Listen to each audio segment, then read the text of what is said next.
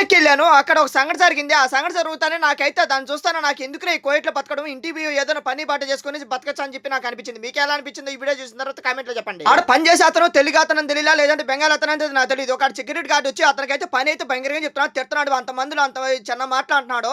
అతనైతే ఎన్ని పట్టించుకోకుండా నవ్వుతూనే పని చేస్తా ఉన్నాడు. మన ఇండియాలో అయితే మనం ఒకరి దగ్గర అనిపించుకోకుండా ఏదైనా మన ఇష్టంగా మనం పని చేసుకొని మనం ఏదో ఉండిన కాడికి తిని బతుకుతాము. ఇక్కడికి వచ్చిన తర్వాత ప్రతి ఒక్కరి కాడ తిట్టించుకోవాల్సి వస్తున్నది. అంటే అప్పుడు అనిపిస్తుంది ఎందుకురా ఈ బతికేది, ఇంటికి పోయేది మంచిది అనిపిస్తా ఉంటది. చూడండి అతను ఎంత ఇబ్బంది పెడతాడంటే అంత ఇబ్బంది పెడతా ఉన్నాడు. గడ్డ అక్కడ పని చేసేదానికి అతను మాదిరి పని చేసుకొని జీతాలు తీసుకుంటాడు. అతనికి ఆ మారి పని చెప్పడం నాకైతే అసలు కరెక్ట్ కాదు అనిపిస్తున్నది.